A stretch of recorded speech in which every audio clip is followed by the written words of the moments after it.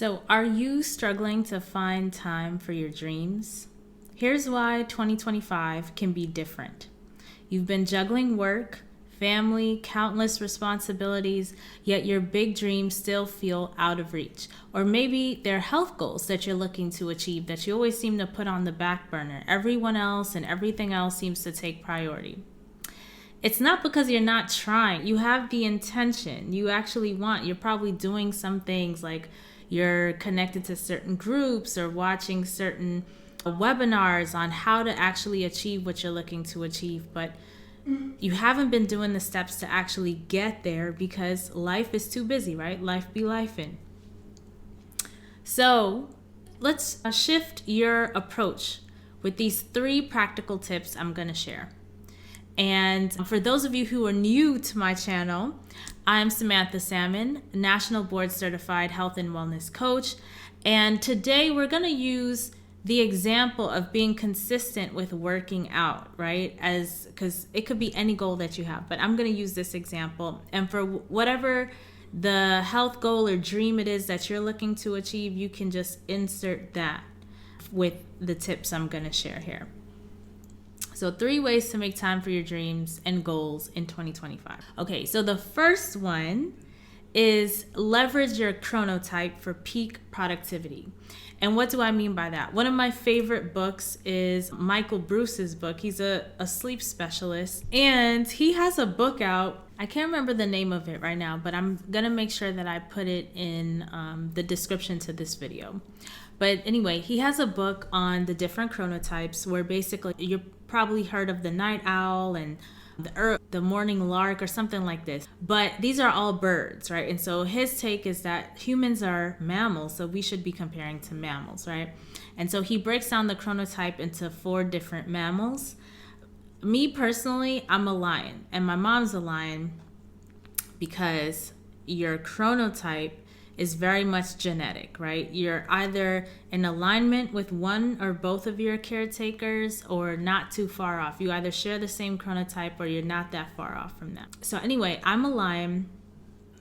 And so my peak productivity time is in the morning. I'm early to rise, early to bed. And the way my energy works, it's pretty much tied in with the sun. So this early morning, that's when I basically eat the frog. Whatever it is that I'm looking to achieve, I put it there. So in the beginning, trying to be consistent with strength training, and even prior to that with my walks and stuff, when I was creating this new routine for myself, I front loaded it at the top of my day, did it first thing. So I wake up and I put on my exercise bra. I know once I have that on, I'm definitely gonna do it, right? Because it takes some work to get inside an exercise bra, am I right? So you do that first thing.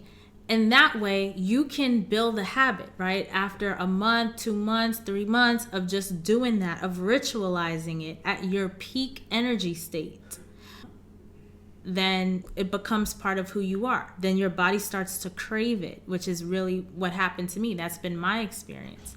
So for you, if you are what Michael Breus would call a dolphin, then your peak energy state is probably around 6, 7 o'clock or something like that. The great thing about Michael Breus's book is that he actually has schedules for folks. So if you are a wolf, for example, the wolf loves to stay up real late at night. They don't get hungry till 9, 8 p.m. because their body temperature is at its peak and their energy levels at its peak in those late night hours. For those people, he actually has schedules to help them align themselves a little more. If you have a job you have to go to and you have to wake up early to get to that job, and you also want to fit in your exercise and all of this kinds of stuff, he lays out a whole schedule for you. So I really highly recommend that book. I'll put it in the description to the show notes for everyone at each stage, because all of us, there are benefits and drawbacks to the chronotype. Like the early bird or the lion, like myself, a lot of people say, oh, I wish I had that chronotype. But the negative part or negative aspect to having this chronotype, I know for me, when I was in college, they had a lot of networking things I majored in economics in college, and was interested in getting into investment banking and things like this. And a lot of those networking events would happen at 8, 9 o'clock at night. And I was already dog-tired from a long day of going to classes, of working on campus, and then I have to commute, right, all the way back to Queens. And it was really exhausting. Like, I really didn't show up as my best self during those times because I was tired. I didn't have the energy. So when you talk about being an introvert, even like you're an introvert, you're around all these people, so it's already zapping your energy. It's late at night, so you already don't have energy. You're starting from a depleted place. So it was rough. It was a struggle.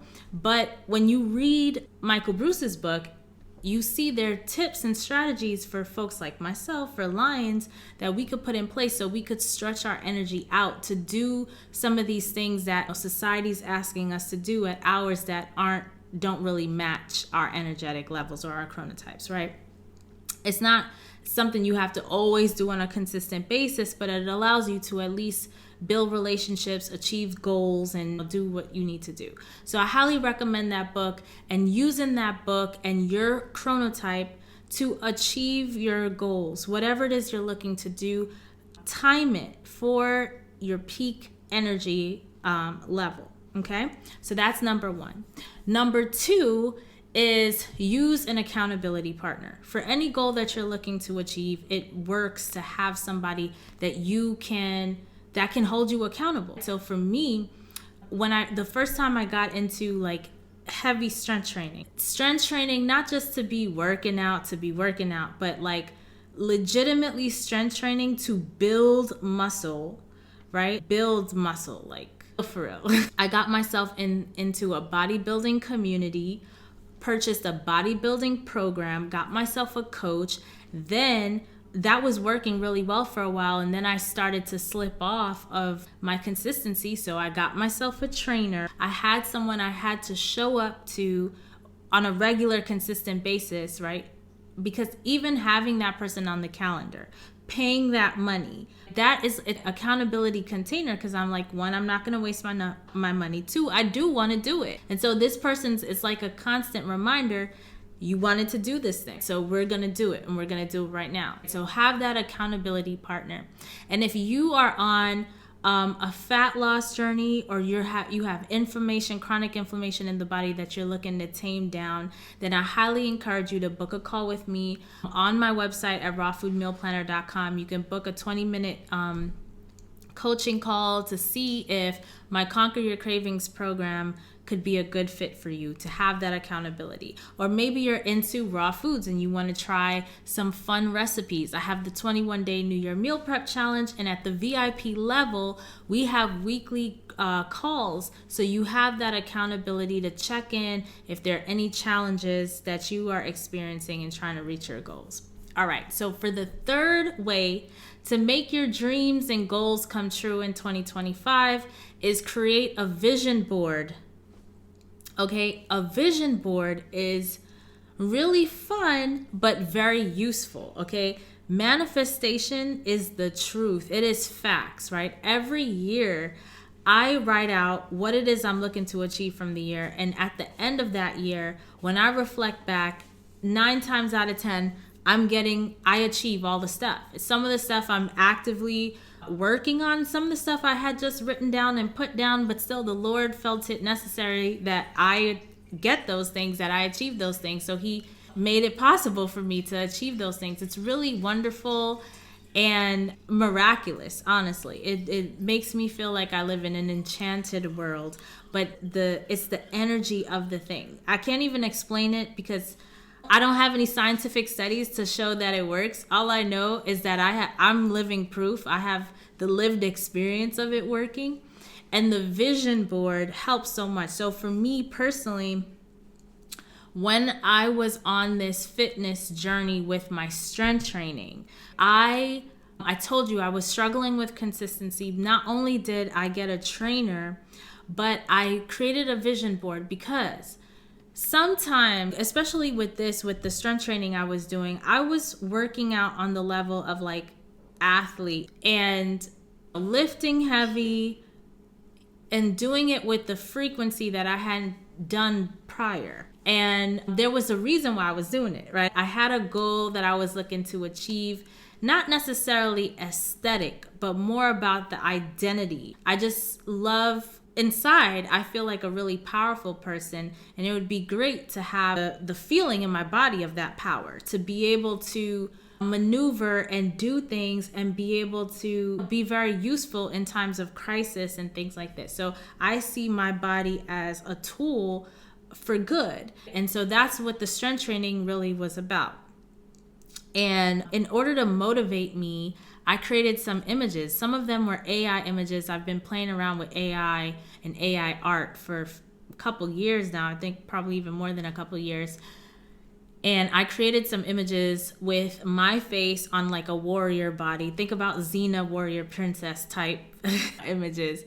And I use images like this and piece together a vision board for myself to motivate me during the hard times. Because when you already had a strength training session and it was really difficult and it hurt real bad, and then you have to show up again, even to meet with your trainer or to do it on your own, I just don't want to do it. I'm still sore from the last time. I remember how bad it hurt. Like, I haven't forgotten yet. How do I get myself mentally to do this again? And that's how you do it, with the vision board. So like I said, apply these to whatever it is your goal is, right? You ultimately, at the end of the day, the foundation to all of this is making a decision. If when you decide this is something that you really want, then you prioritize it. And all of these things that I mentioned only help support that priority that you've made, right? But if you don't make it a priority, it's never gonna happen. This is a dream deferred, basically, that you've decided to defer because you didn't make it a priority. All right? So in summary, we have the 3 ways to make your dreams and your goals in 2025 a reality. You leverage your chronotype for peak productivity and energy, utilize accountability partners, and create a vision board. And with that, if you are looking to join any of my programs, the links for that are in the description, as well as the link to Dr. Breus's book, which is phenomenal. You should definitely read it. And until next time, take care.